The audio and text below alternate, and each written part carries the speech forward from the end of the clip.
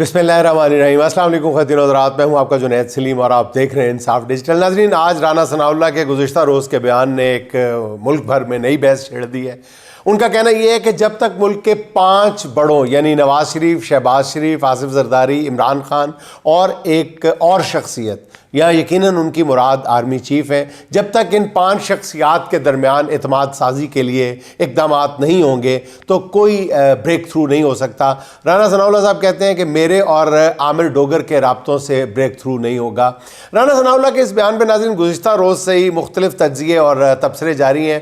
पहली बात तो ये है कि राना सनाउल्लाह को भी हकीकत पसंदी का मुज़ाहरा करना चाहिए, और हकीकत ये है, बल्कि सबसे बड़ी हकीकत यही है कि इस वक्त मुल्क में 5 नहीं, 4 नहीं, 3 नहीं, 2 हकीकतें हैं। एक वो शख्स जो जेल में है और दूसरे फौज या आर्मी चीफ या इस्टेब्लिशमेंट। मुल्क में आगे बढ़ने के लिए ज़रूरी है कि इदारे और जेल में बैठे शख्स के दरमियान कोई ब्रेक थ्रू हो, और इस हवाले से कुछ दर्दमंद शख्सियात काम भी कर रही हैं, जिसके हवाले से मैंने अपने गुज़िश्ता और उससे पहले भी एक वीलॉग में अर्ज़ कर दिया था कि ये जो असल मुज़ाकरात हो रहे हैं नाज़रीन, वो ना तो नून लीग और पीटीआई के दरमियान हो रहे हैं, ना किसी और सियासी जमात के, ना इन 5 के दरमियान हो रहे हैं।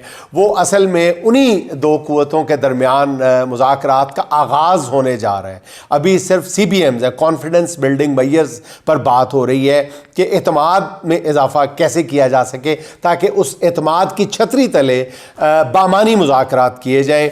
और उन मुज़ाकरात के बारे में मैंने आपको आगाह किया था कि वो मुज़ाकरात पहले होने वाले मुज़ाकरात से यकीनन ठोस बुनियादों पर होंगे, और वो समर आवर भी साबित होंगे, बार आवर साबित होंगे यकीनन। उसमें ना नून लीग शामिल है, ना पीपल्स पार्टी शामिल है, ना कोई और। ये बराह रास्त पीटीआई के बाज़ रहनुमाओं के और मुल्क के ताकतवर हलकों के दरमियान होंगे जल्द ही, बल्कि शुरू हो चुके हैं। जैसे मैंने अर्ज़ किया कि अभी CBMs पे बात हो रही है, एतमाद जीतने के हवाले से बात हो रही है। देखें आगे वो क्या रंग लाती है। अभी उम्मीदें अच्छी हैं, और इस हवाले से आपको मैंने 2 दफ़ा बता चुका हूँ, आइंदा भी बताता रहूँगा। नाज़रीन, नवाज शरीफ और शहबाज शरीफ अब ये कोई मसाइल के हल के लिए, उनके पास मसाइल का कोई हल नहीं है, बल्कि वो दोनों खुद मसाइल के ज़िम्मेदार हैं।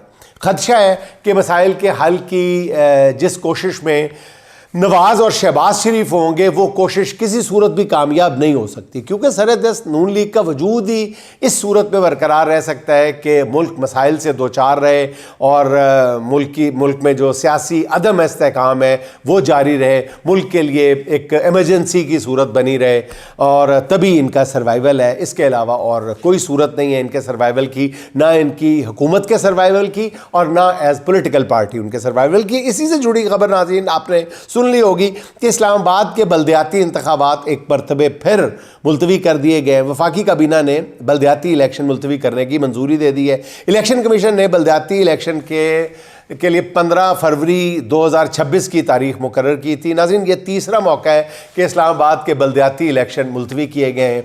इलेक्शन के इल्तवा की वजह बिल्कुल वाज़ेह है, ऑब्वियस है। मुख्तलिफ सर्वेज़ की रिपोर्ट्स बताती हैं कि ग्राउंड लेवल पर नून लीग का मुकम्मल तौर पर सफाया हो चुका है। हालांकि नून लीग की क़यादत जानती है कि इलेक्शन कमीशन 8 फरवरी के बाद अपने काम में इतना खुद कफ़ील हो चुका है, मगर बल्दियाती इलेक्शन में नाज़रीन सूरत हाल ज़रा फ़र्क होती है। अवाम की वाबस्तगी या अटैचमेंट अपने वोट के साथ बड़ी शदीद होती है। वहाँ पर वार्ड्स की सतह पर धांधली के लिए इंतज़ामी मशीनरी मुयसर नहीं होती, इसलिए फ़िलहाल यही सोचा गया है कि बल्दियाती इलेक्शन मुलतवी कर दिए जाए। इस्लामाबाद के बाद फिर पंजाब में भी बल्दियाती इलेक्शन का इनेकाद जो है वो मशकूक नहीं बल्कि मशकूक तर होता चला जा रहा है, बल्कि कोई इम्कान ही नज़र नहीं आ रहा दूर दूर तक। अच्छा नाज़रीन, हमारे प्यारे इंजीनियर मोहम्मद अली मिर्ज़ा साहब एक लंबा अरसा जेल में गुजार कर आए हैं, और वो भी अडयाला जेल में कैद रहे हैं। नाज़रीन, मैं फिर वही वजाहत कर दूं कि इंजीनियर मोहम्मद अली मिर्ज़ा साहब से हमें बहुत हवालों से मोहब्बत भी है, और कई हवालों से उनसे इख्तलाफ नहीं बल्कि शदीद इख्तलाफ भी है, जिसका इज़हार गुज़िश्ता कुछ अरसे के दौरान मैंने किया भी है, और उनकी गिरफ़्तारी की मज़म्मत भी की है, जिस पर उन्होंने वसअत ज़रफ़ी का मुज़ाहरा करते हुए हमारा शुक्रिया भी इस खाकसार का अदा किया है। जहाँ पे और कुछ लोगों ने अपना रोल प्ले किया था, वहाँ हमने भी आवाज़ बुलंद की थी, तो उस पर उनका शुक्रिया कि उन्होंने हमारा शुक्रिया अदा किया। लेकिन नाज़रीन, बाहर निकलते ही उन्होंने बयान दाग दिया। دو تین حوالوں سے انہوں نے ایک ہی عمران خان کے بارے میں بیانات دیے ہیں جو بہت ہی مشکوک قسم کے بیانات ہیں، اور مجھے امید نہیں تھی کہ انجینئر محمد علی مرزا صاحب ایسی بات کریں گے۔ انہوں نے کہا ہے کہ جی میری اور عمران خان کی چکی میں صرف ایک دیوار تھی۔ عمران خان جیل میں اپنے مشقتی کے ساتھ کرکٹ پر بات کرتے تھے اور وہ سیاست پر گفتگو نہیں کرتے تھے۔ پھر محمد علی مرزا صاحب کہتے ہیں کہ عمران خان کے سیل سے دیسی گھی کے کھانوں کی خوشبو آتی تھی۔ محمد علی مرزا نے چند روز قبل یہ بیان دیا تھا، اس لیے کچھ دن تحقیق پر بھی لگ گئے۔ تحقیق کے نتیجے میں پتہ چلا کہ محمد علی مرزا کو جس سیل میں رکھا گیا تھا وہ عمران خان کے سیل سے کافی فاصلے پر واقع تھا۔ اڈیالہ جیل ذرائع کا یہ کہنا ہے کہ عمران خان کے سیل کے لیے جس طرح کے انتظامات کیے گئے ہیں اس کے عمران خان کی وہاں سے عمران خان کی آواز جیل میں موجود کسی بھی دوسرے قیدی کو سنائی دینا مشکل ہی نہیں، ناممکن بات ہے۔ این ممکن ہے کہ محمد علی مرزا صاحب کے ساتھ کچھ دوسرے قیدیوں نے پرینک کیا ہو کہ جی یہ عمران خان صاحب کی آواز ہے۔ محمد علی مرزا بھی چونکہ عمران خان کے بارے میں بہت زیادہ سوچتے ہیں، اس لیے ہو سکتا ہے کہ کرکٹ پر بات کرتے ہیں اور کسی اور قیدی کی آواز کو عمران خان کی آواز سمجھ بیٹھے ہوں۔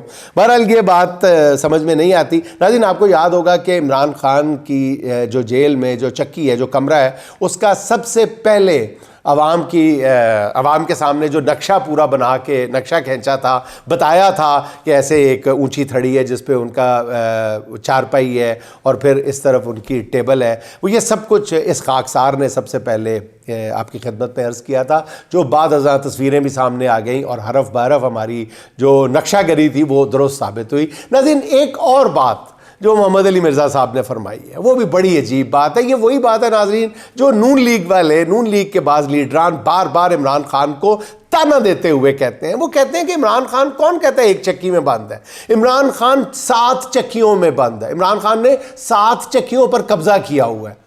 ناظرین، اب مجھے پہلی بات تو یہ بتائیے کہ جب ان کی نظر ہی نہیں پڑتی تھی انجینئر محمد علی مرزا صاحب کی، دوسری طرف وہ کہتے تھے کہ جی دیکھا تو جا ہی نہیں سکتا تھا، تو بھئی چلے خوشبو تو آ گئی دیسی کھانوں کی، آپ کو مرزا صاحب یہ کیسے پتا چل گیا کہ دیوار کے اس پار عمران خان نے 7 کمروں پر یا 7 چکیوں پر قبضہ کر رکھا ہے؟ حضور والا، آپ کی خدمت میں یہ عرض کرتا چلوں کہ، اور پہلے بھی میں نے بار بار بتایا ہے کہ عمران خان کا جو پورا وہ احاطہ ہے اس پہ 7 چکیاں ضرور ہیں، ملحقہ چکیاں ملا کے وہ 7 ہی تعداد بنتی ہے، غالباً 8 بنتی ہے، لیکن باقی 7 چکیوں پر تالا لگا ہوا ہے۔ 7 چکیاں عمران خان کے زیر قبضہ، زیر استعمال نہیں ہیں۔ عمران خان اسی اپنے ایک سیل میں بند ہے۔ ہاں، کچھ عرصہ پہلے تک، اب تازہ ترین صورتحال مجھے نہیں پتا، کچھ عرصہ پہلے تک دن میں کچھ وقت کے لیے ان کو باہر ضرور نکالا جا سکتا تھا، جو یعنی جیل مینول کے مطابق جس کی یعنی سزا عمر قید پہ اپنا پھانسی کی پہ بھی عمل کرانا ہے، 1 دن باقی ہے، اس کے لیے بھی ضروری ہوتا ہے کہ وہاں پہ اس کی ٹہل کروائی جائے، یعنی چہل قدمی کروائی جائے، تو وہاں پہ وہ میسر ہے عمران خان کو یہ سہولت کی ہے۔ لیکن یہ 7 چکیوں پر قبضے والی بات بالکل غلط ہے، بالکل غلط ہے۔ اور باقی یہ کہ خوشبو عجیب سی بات ہے کہ مطلب 7 آ رہی ہے، آواز یہاں پہ خوشبو اتنی آسانی سے آ جائے اور آواز آنے میں مشکل پیش آئے، یہ ساری باتیں بہت ہی مشکل ہیں ہضم کرنا کسی کے لیے بھی، کسی بھی ذی شعور آدمی کے لیے۔ پتہ نہیں محمد علی مرزا صاحب نے کس جگرے کے ساتھ دی ہیں یہ باتیں، پتہ نہیں۔ اچھا ناظرین، دوسری طرف آپ یہ دیکھیں کہ ایف آئی اے حکام نے قومی اسمبلی کی قائمہ کمیٹی کو بتایا ہے کہ سال 2025 کے دوران 66,154 افراد کو بیرون ملک جانے والی فلائٹ سے آف لوڈ کیا گیا ہے۔ ایف آئی اے حکام کا کہنا یہ ہے کہ ان میں سے 51,000 نامکمل یا جعلی دستاویزات پر سفر کی کوشش کر رہے تھے۔ ناظرین، یہ بہت ہی حیران کن اعداد و شمار ہیں، کیونکہ اس سے پہلے کسی بھی سال اتنی بڑی تعداد میں مسافروں کو آف لوڈ نہیں کیا گیا۔ اس حوالے سے ایک شہری نے اسلام آباد ہائی کورٹ میں ریٹ بھی دائر کی ہوئی ہے، جس کا کہنا یہ ہے کہ اسے آذربائیجان جانے والی فلائٹ سے آف لوڈ کیا گیا اور اس کی دستاویزات پہ آف لوڈ کی مہر بھی لگائی گئی ہے، جس کے بعد اسے کہا گیا کہ وہ 80,000 روپے رشوت دے تو اسے پرواز کرنے کی اجازت دے دی جائے گی۔ شہری کی اس درخواست پر ہائی کورٹ نے ایف آئی اے حکام سے جواب بھی طلب کر لیا۔ میرے خیال میں آف لوڈ کرنے کی وجوہات کے ساتھ عدالتیں اس بات کا بھی نوٹس لیں کہ اتنی بڑی تعداد میں پاکستانی ملک سے باہر جانا کیوں چاہتے ہیں۔ اعداد و شمار کے مطابق سال 2025 کے دوران 85 لاکھ پاکستانیوں نے بیرون ملک سفر کیا ہے. ان میں سے کتنے واپس آئے ہیں, کتنے غیر ملکوں میں جا کے بس گئے ہیں, ایف آئی اے کے پاس فی الحال یہ ڈیٹا نہیں ہے. شاید یہ ان سے ڈیٹا ضرور مانگا جانا چاہیے. اور ایف آئی اے کا اس حوالے سے آف لوڈ کرنے کے حوالے سے ایک اپنا موقف ہے. وہ کہتے ہیں کہ جی جو بیرون ملک جاتے ہیں غیر قانونی طور پہ, وہ وہاں پہ جو سلپ ہو جاتے ہیں, بھکاری جاتے ہیں, ان کو اگر یہیں پہ ہی روک لیا جائے تو وہاں سے ڈیپورٹ کرنے کی جو شرح ہے وہ کم ہو جائے گی. بلکہ ان کا دعویٰ یہ ہے کہ ڈیپورٹ کرنے کی شرح کنسیڈریبل حد تک نہ ہونے کے برابر وہ کہتے ہیں رہ گئی ہے. اب حقیقت کیا ہے یہ میرا خیال ایف آئی اے والے زیادہ بہتر جانتے ہیں. اچھا ناظرین, وطن عزیز بالخصوص پنجاب میں ترقی کے دعوے بہت کیے جا رہے ہیں. پنجاب میں ترقی کا گھنٹہ گھر لاہور کو قرار دیا جاتا ہے, مگر رپورٹس کے مطابق غربت اور معاشی مسائل کی وجہ سے 2025 کے دوران صرف لاہور میں 116 افراد نے خودکشی کر کے زندگی کا خاتمہ کر لیا. خودکشی کرنے والوں میں 83 مرد اور 33 خواتین شامل ہیں. فی الحال پورے پنجاب میں گزشتہ سال خودکشی کرنے والوں کا ڈیٹا دستیاب نہیں ہے. اگر وہ بھی سامنے آ جائے تو یقیناً یہ تعداد ہزاروں میں ہوگی. کراچی میں بھی 2025 کے دوران 119 افراد نے اپنے ہاتھوں سے اپنی زندگی کا خاتمہ کر لیا. کراچی آبادی کے لحاظ سے لاہور سے 3 گنا بڑا شہر ہے. اس لحاظ سے دیکھا جائے تو پنجاب میں معاشی ابتری کہیں زیادہ ہے, یہ اعداد و شمار بتا رہے ہیں. حکومت ترقی کے جتنے مرضی دعوے ناظرین کر لے, سماجی انڈیکیٹرز چیخ کر بتا رہے ہیں کہ عام آدمی معاشی طور پر تباہ ہو چکا ہے, برباد ہو چکا ہے, اس کی چیخیں نکل رہی ہیں. اچھا ناظرین, وزیر اعلیٰ کے پی سہیل آفریدی نے لاہور کے بعد دوبارہ کراچی جانے کا بھی اعلان کر دیا ہے. سہیل آفریدی 9 جنوری کو بروز جمعہ کراچی جائیں گے. آفریدی کے دورہ لاہور کو جس طرح پنجاب حکومت نے مس ہینڈل کیا ہے, اس سے نون لیگ کو جو سیاسی نقصان پہنچا ہے, اس کے بعد سہیل آفریدی کا دورہ کراچی سندھ حکومت کے لیے کسی امتحان سے کم نہیں ہے. پیپلز پارٹی کی حکومت کے پاس اب 2 ہی راستے ہیں. ایک وہی جس کا مظاہرہ لاہور میں دیکھا گیا, مراد علی شاہ سرکار نے اگر یہی راہ اپنائی تو کراچی میں عوام کا رد عمل لاہور سے بہت زیادہ شدید ہوگا, جس کے بعد جی بھٹو کے نعرے لگانے والوں کو صرف شرمندگی اٹھانا پڑے گی. دوسرا راستہ یہ ہے کہ سندھ حکومت پی ٹی آئی کی مقامی قیادت کے ساتھ بیٹھ کر وزیر اعلیٰ سہیل آفریدی کے دورے کا شیڈیول حاصل کر لے. پی ٹی آئی سے کہا جائے کہ وہ قانون ہاتھ میں نہ لے تو حکومت سندھ بھی کوئی سختی نہیں کرے گی. اگر فریقین نے کوئی دوسرا راستہ اختیار کیا تو سندھ حکومت اور پی ٹی آئی دونوں کے لیے ون ون سچویشن ہوگی میرا خیال ہے, اگر تصادم کے علاوہ کوئی راستہ اختیار کیا گیا. بصورت دیگر ناظرین, رسوائی کا ڈھول کس کے گلے میں پڑتا ہے اس کا پتہ پھر 9 جنوری کو چل جائے گا. اچھا ناظرین, وزیر منصوبہ بندی احسن اقبال صاحب کا کہنا یہ ہے کہ اب بھرپور محنت سے 2035 تک 1000 ارب ڈالر کی اکانومی کا ہدف حاصل کرنا ہے. لمبا ہی لارا لاتا 2035 تک کہو نا, لمبی گل کرو, نہ کوئی پوچھے نہ کوئی دسے. احسن اقبال صاحب زندہ آباد, تہاڈی پروفیسری دا ویسے. احسن اقبال صاحب ایسے نون لیگی رہنما ہے جو 1990 سے قوم کو اسی طرح کے سہانے خواب دکھا رہے ہیں اور مسلسل دکھاتے چلے جا رہے ہیں. 90 کی دہائی میں وہ پہلی بار منصوبہ بندی کے وزیر بنے تھے. تب انہوں نے 2020 پروگرام کا شوشہ چھوڑا تھا, وہ T20 پھر ثابت ہوا. بتایا گیا تھا کہ جی ایسی منصوبہ بندی کی جا رہی ہے کہ 2020 میں پاکستان جو ہے وہ فرانس, جرمنی اور برطانیہ جیسے ملکوں کے ہم پلہ کھڑا ہوگا. مگر پھر ہوا کیا؟ قرض اتارو ملک سوارو کی ایک بھونڈی اسکیم سامنے آئی. احسن اقبال اب غالباً 5ویں بار منصوبہ بندی کے وزیر ہیں اور پچھلے 3 سال سے منصوبے بناتے چلے جا رہے ہیں, جس کا نتیجہ یہ نکلا ہے کہ اس دوران پاکستان کی معیشت کا جو مجموعی حجم میں 761 ارب روپے کی کمی ہوئی ہے. یہ میں نہیں کہہ رہا, وزارت خزانہ کے ماتحت کام کرنے والے ادارہ شماریات کی رپورٹ ہے. میں حیران ہوں کہ ایسی بے مثال ناکامیوں کے باوجود احسن اقبال صاحب نت نئے دعوے کیسے کر لیتے ہیں. آخر 2035 میں اکانومی کا حجم جو ہے وہ 1000 ڈالر تک لے جائیں گے. اچھا ناظرین, طاقتور حلقوں کے قریب سمجھے جانے والے صحافی حسن ایوب صاحب نے دعویٰ کیا ہے کہ علیمہ خان کو 26 نومبر احتجاج کے مقدمے میں اسی سال سزا ہو جائے گی اور ان کے پاس 1 سے 1.5 ماہ کا ٹائم ہے, اس کے بعد وہ جیل جائیں گی. علیمہ خان کے جیل جانے کے بعد سوشل میڈیا ٹیم کس کے قابو میں ہوگی یہ دیکھنے والی بات ہے, یہ وہ فرما رہے ہیں. حسن ایوب صاحب سزاؤں کے حوالے سے اس طرح کی پیش گوئیاں پہلے بھی کئی کر چکے ہیں جو کافی حد تک درست ثابت ہوئی ہیں. حسن ایوب جیسے نادان دوست عدالتی نظام کا منہ چڑھا رہے ہیں.